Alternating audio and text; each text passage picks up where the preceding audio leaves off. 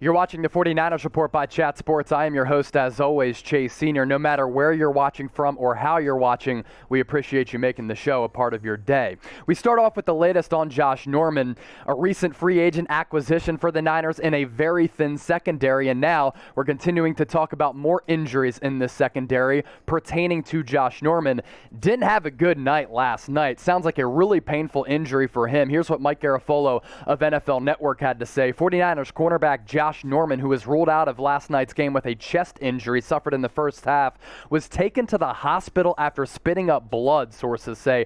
All tests, though, did come back okay, but Norman spent the night in the hospital as a precaution. Ian Rappaport adding on to that by saying this: Josh Norman, who impressed in his short stint in San Francisco, is dealing with 2 bruised lungs, to be specific, along with tissue damage, which may have caused some internal bleeding, sources say.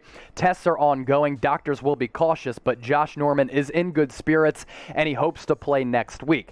I don't know. That sounds like a pretty brutal injury, very painful to say the least. For Josh Norman to play next week in a big game against the Seattle Seahawks, I'd say his status going into that game is up in the air, and this is something that we've continued to cover and talk about here on the channel. It is the questions of the secondary.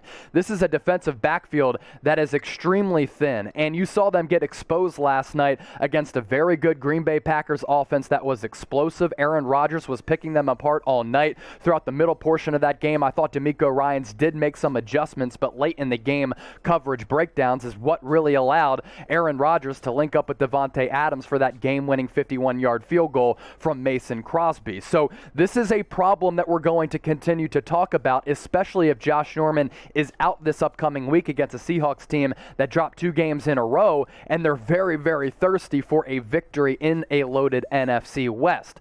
I thought Josh Norman against the Eagles after those first 2 pass interference penalties was pretty solid. I thought they were bang-bang calls. They really could have gone either way. And yesterday, I know he didn't play much on Sunday night against the Packers, but I thought Josh Norman held up somewhat well. He gives you experience. He gives you some swagger. He gives you confidence, because this is a guy who's a all-pro player once upon a time and made it to a Pro Bowl. He certainly has the accolades and all of that experience. You could see it translate onto the game field, and that's why he was starting, even though he wasn't with the Niners even a few weeks ago. You take a look at this 49ers defensive back depth chart now, and going into the season, I had said, look, you lose Jason Verrett, you're really in a precarious situation, because he is your legitimate top-tier number 1 cornerback. Without him, you don't have that guy, and you still don't have that guy. And as injuries continue to pile in this secondary, these continue to be issues and problems that we're going to have to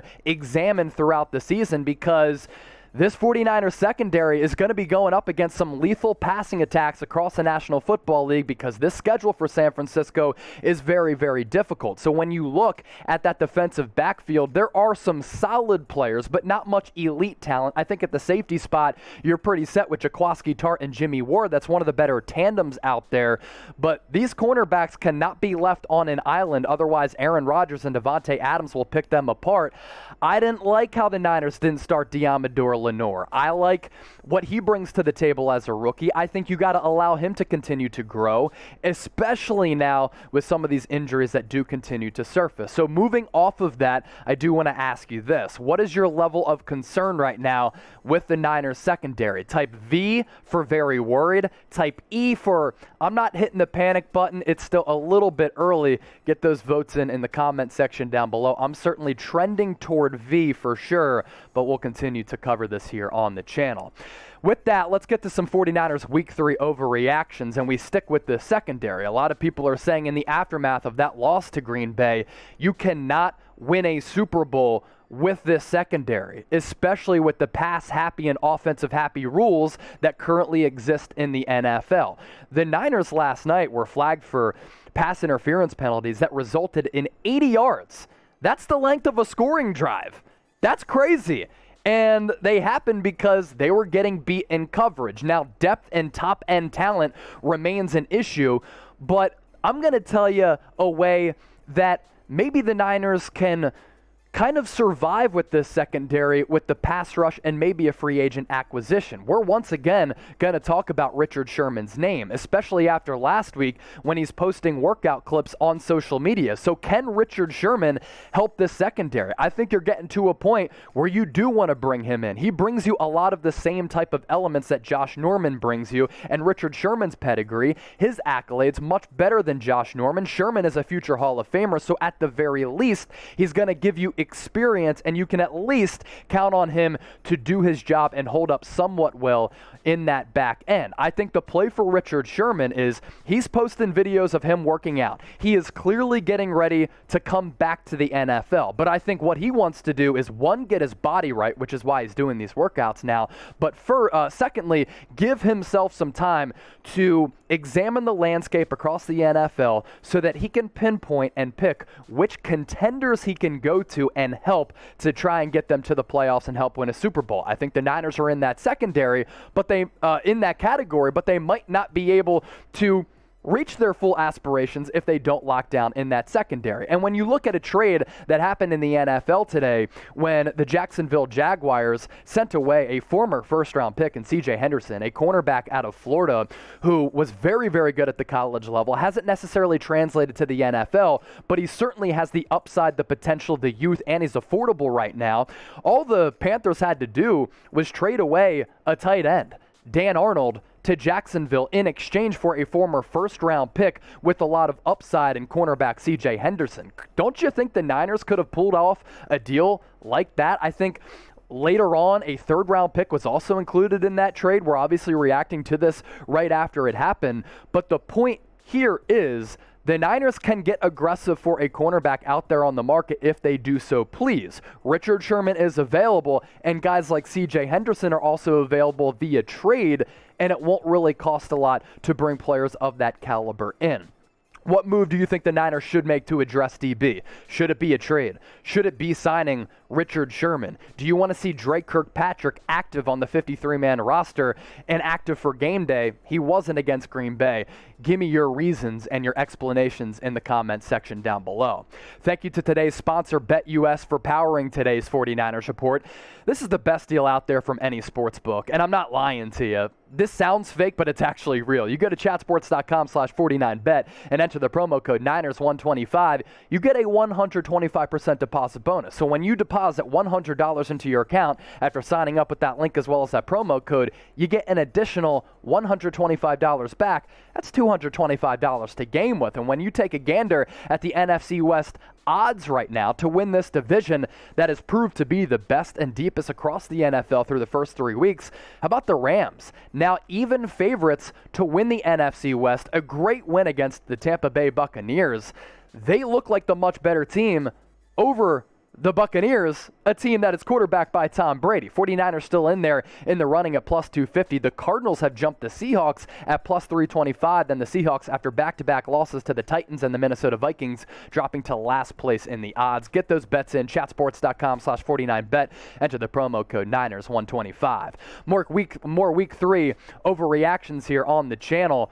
Trey Lance needs to play more. Jimmy Garoppolo ain't it. This offense is really missing a dynamic element without playing Trey Lance. You saw what he could do on that touchdown run right before the half on a ballsy call from Kyle Shanahan. 2 seconds left, ball at the 1, no timeouts. They go quarterback sprint to the left, and Trey Lance gets the pylon.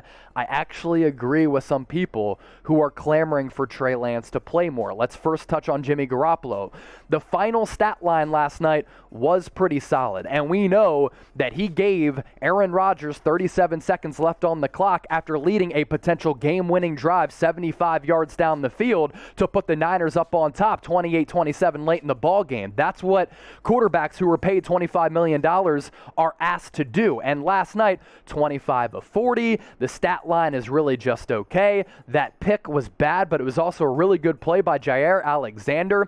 Here is my problem with Jimmy G. This week against the Packers, last week against the Philadelphia Eagles. He was awful in the first quarter of both of these games, mainly throughout the first half of both of these games. Now, he did redeem himself against Philly with that 96-yard drive right before the buzzer at halftime, and it was really impressive how he led the Niners down the field.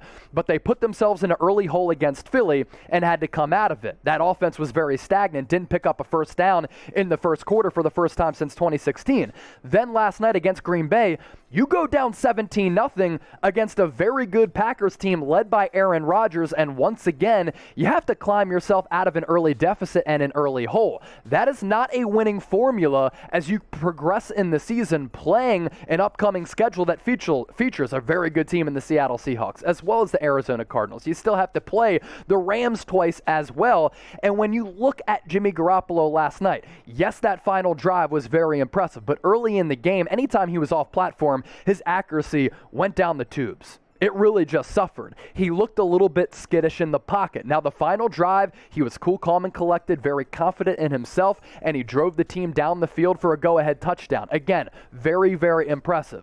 But the physical skill set, the way he operates the offense, he was still outclassed by Aaron Rodgers, and it really wasn't close. That was a look at a average to very good quarterback against a truly great Hall of Fame quarterback. And the gap there, it was sizable in my opinion.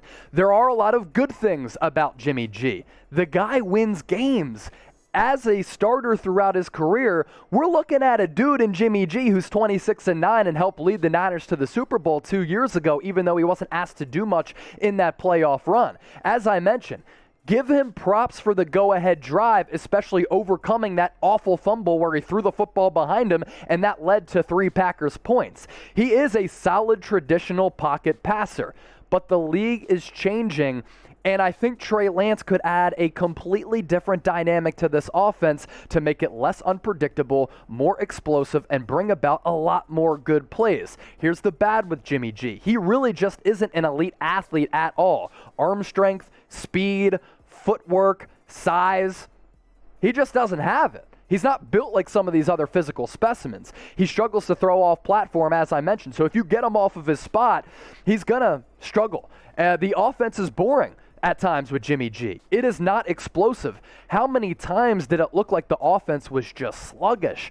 And it felt as though they just could not push the ball downfield. And when they did, it was slow developing, but also really, really hard. And it shouldn't be that hard. You see how easy it is with Trey Lance when he throws an 80-yard touchdown and takes the top off of the defense in the preseason on that link up with Trent Sherfield. That's the difference that we're talking about, is that the pass game just seems so hard at times, and it shouldn't be. And if you put Trey Lance into the equation a little bit more, I'm not saying he has to start, he will add a different dynamic to this offense and basically give Kyle Shanahan a tool, a Ferrari, that he's never had at his disposal at the quarterback spot throughout his head coaching career. The Lance run for me was telling. Look at the situation for Kyle Shanahan to make this call. They couldn't punch the ball in at the end zone on the doorstep. They were at the 1, and they couldn't get the ball in the end zone. 2 seconds left, no timeouts. You're going into halftime. If you don't score at all and you get stuffed there, the momentum certainly shifts to Green Bay. Instead, what does Kyle Shanahan call? A Trey Lance run to the left when Trent Williams straight up pancaked a dude. Great move by Trey Lance to give him the football to spike it. The crowd went wild. The reaction from the fans, from the Niner gang in Santa Clara at Levi Stadium was just different. And the confidence in Kyle Shanahan had in Trey Lance to make that play was truly special. And the Packers were blown away. They weren't expecting at all. They were like, holy crap, this guy got to the pylon that quick. That is very, very impressive. And that type of athletic, game-breaking ability is what Trey Lance brings to the table, and Jimmy Garoppolo simply doesn't. So at the very least, I'd like to see Trey Lance play a little bit more for the reasons that I mentioned. More explosive plays, less unpredictable on the offensive end of the football. Kyle Shanahan has more at his disposal with what he can call in the run game and the pass game, because Trey Lance can do both. And those are all issues that you run into with Jimmy Garoppolo as your starter. So who would you start?